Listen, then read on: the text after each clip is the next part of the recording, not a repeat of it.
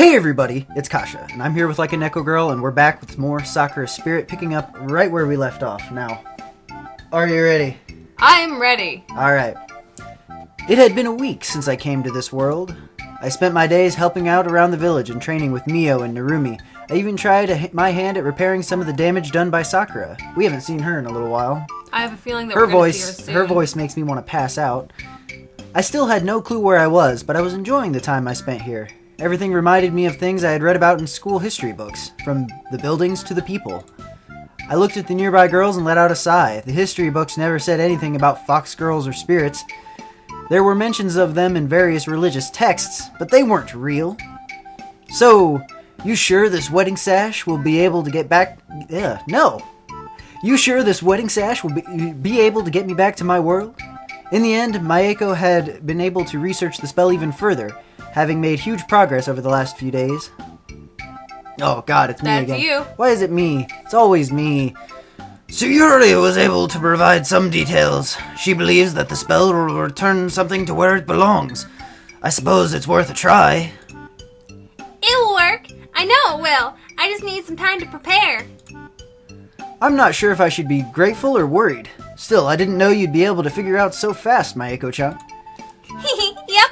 Magic is super easy. Just a wave and a flash and it's done. I feel like there might be just a little bit more to it than that. Except this time it will take you to prepare the take you to prepare the ingredients. Do not underestimate the arcane arts, Maeko-chan. You have a gift. Make sure you treat it with the respect it deserves. A wave and a flash. I'm not gonna end up exploding into fireworks or something, right? Absolutely, probably not. I guarantee it. Don't worry, Takani. I won't do anything that'll hurt you, I hope. Absolutely, probably. There's chance. Maybe. Probably not. I hope. We predict. Unless you happen to be made of clay, glass, wood, or stone, these all seem to shatter when you try to cast a spell on them. Oni-sama, you didn't have to tell him that. No, no. You need to tell me. You need to tell me. I need to know, because I would rather stay here in this world rather than explode. Because that kind of seems like a lot of things that they've tried so far. I agree. That it's not getting my confidence up, and I'm sure it's not working too well for Takahiro.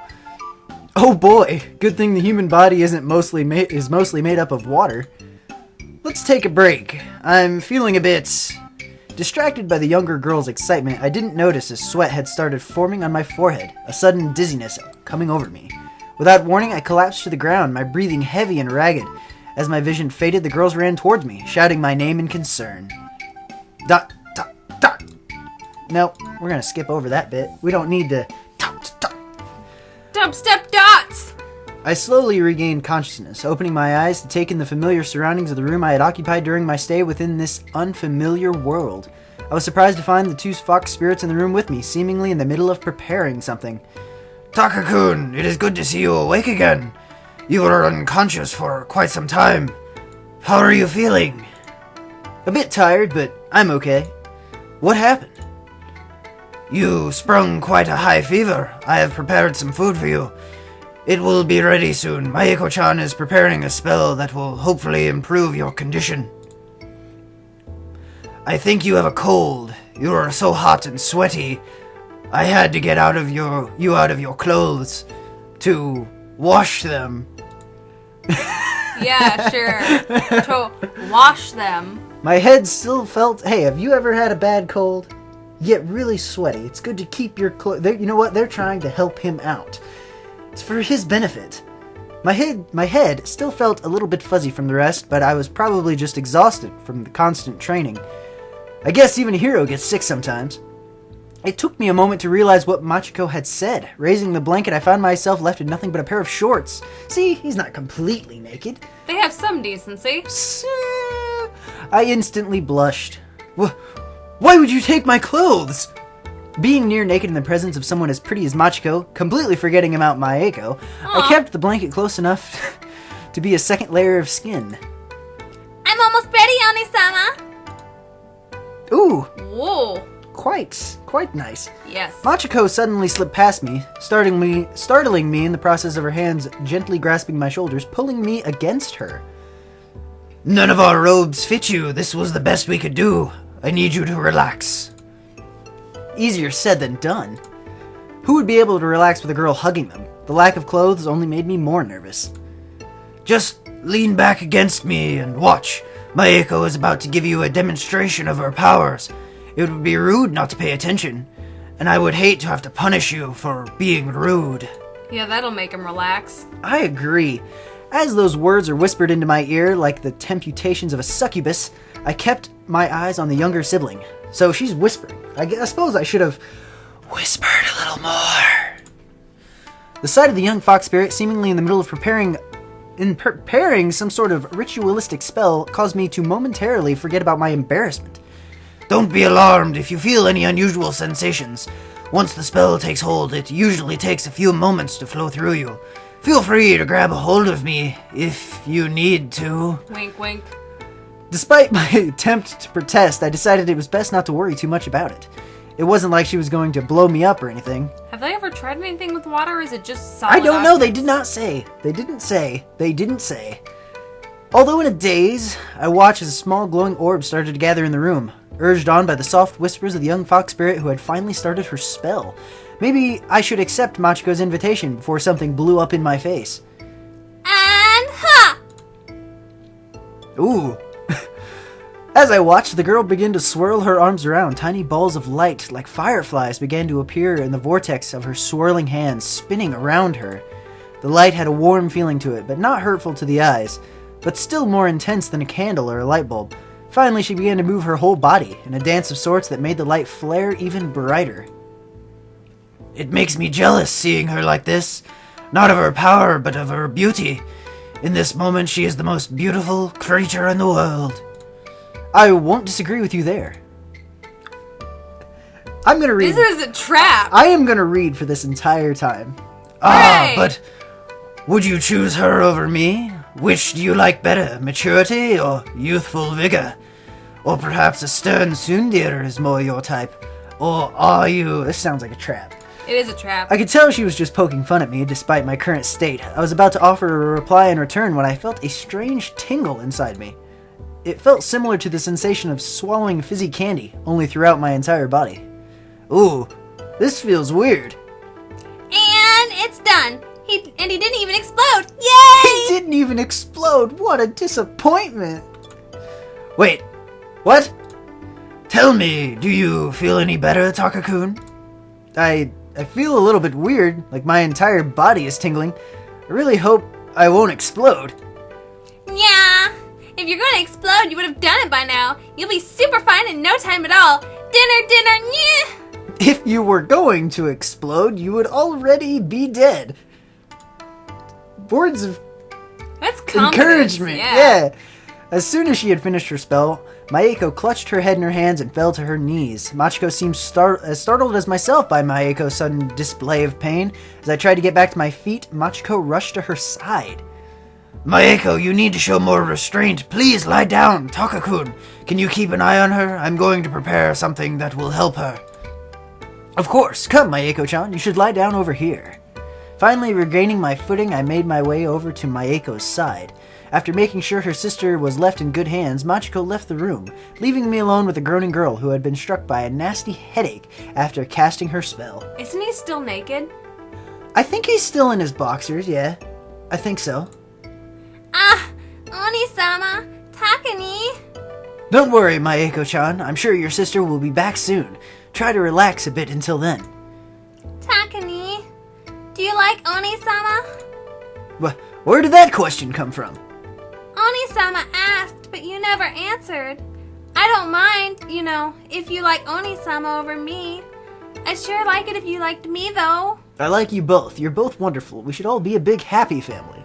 What kind of family are you talking about? The biggest and happiest of kinds. How do I explain this? I paused briefly, trying to think of a good way to respond. When I finally decided to play it safe, I raised a hand and gently patted the girl's head, offering a warm smile. I like you both, just like I like Narumi-chan and Mio-san. You're all friends I've managed to make in this new world. No, course you like all of us, but who do you like? Oni-sama was asking about your type, and I know what that means. Oh, you mean it like that? To be honest, I've been focusing so much on my judo that I haven't really thought about it. How about I make you and your sister a promise? A promise? Yeah, a promise. I'm not really ready to answer a question like that yet. Judo has always been it. It's why I need to get back to my world, to win that match. It's been my dream since I was a kid. Real men don't give up on their dreams. But I promise you, after that match, I'll do everything I can to return to this world. This time as a man who will be able to answer your question. So, now, I'll have a reason to come back here, because a real man always keeps his promise. That makes me happy.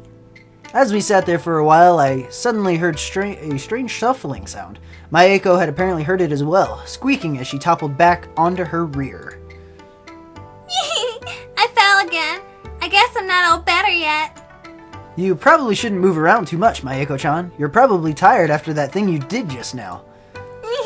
Nah, I'm fine. Her tail twitched about eagerly behind her, hiking up her skirt high enough to be revealing. Are you now? You seem to be fidgeting a lot for some reason. No! You're seeing things. I'm fine. I think she's embarrassed. Amused by her behavior, I watched on as she curled her hands and twitched her ears, using a voice that didn't sound quite like her. In the back of my head, I found myself thinking that she looked very much like, well, a cat. Is it normal for a fox to act like a cat? I could have sworn you looked ready to pounce a mouse any second just now. Yeah, my magic makes me do weird things sometimes. One time, Oni-sama had to get a ladder because I climbed into a tree and was building a nest. Speaking of mice, I think Takani looks like one. Whoa, wait! I'm totally a Tom, not a Jerry. Huh? Silly Takani, talking about your world, trying to confuse me. I'm definitely gonna pounce you. My eyes quickly scanned the area around me, hoping to find something I could distract her with, at least long enough for Machiko to return. I spotted a long piece of thread off to one side and decided to grab it, dangling it in front of Mayeko's face. Pounce this instead! Yeah! The girl began to swat and lash at the string, putting a bit of distance between the two of us. Happy that I had managed to prevent another embarrassing scene, I lied back, only to be greeted by the ever-rising skirt of Mayeko, reminding me of the exact reason the sisters had gone to the village in the first place. Well, wait, Mayeko-chan, if you jump now, I'll see something that can't be unseen. Your skirt is about to... I waved a hand in her general direction, averting my eyes as I tried to hide the blush on my face. What cute? With a shriek that undoubtedly shook the mansion's very foundation, the girl slammed a hand down onto her skirt, hiding herself from me in hopes of saving her dignity. Oh no! I'm not a maiden anymore! I can't wear white at my wedding! I swear I didn't see anything. You're totally still a maiden, but please tell your sister that to get you two some underwear. If not for your own sake, then for that of the entire male species. Oni-sama, Takani says we need underwear! As the girl called out, I felt another wave of dizziness wash over me. My vision began to swim, and I felt myself shiver. If this was indeed a cold, it seemed like I had drawn out the short end of the straw. I let out a groan, and I lied back down again, clutching my own body. Oh my goodness, Mayeko, your spell wore off faster than expected. Here, Takakun, eat some of this. It will make you feel better. I nibbled on the mixture Machiko spoon-fed me. Tasted bad, but it made me feel better. What's wrong with him, Oni-sama? Fear not, little one. It's nothing life-threatening. But he must have caught quite a bad case. We are fortunate we caught it early. Your spell did wonders, though. The cold just happened to be a lot worse than we thought. Do not worry. If you say so. He will be fine. His fever has gone down, but he is cold. We will need to warm him up somehow. I will go get some more food. Could you fetch some blankets? Blankets? But I know something that'll warm him up a lot faster. Oh, baby. Oh, that cat grin. Oh, just indeed. But I think that's going to have to be it for this one. We're starting to run out of time. So that's going to be it for this one. If you liked, feel free to like, favorite, share, subscribe, and so on and so forth. And if you want to see more Sakura Spirit, we're going to have some more of it. But we've got plenty of other games as well. And with all that being said, I'm Kasha. I'm like a Neko girl. And so we go.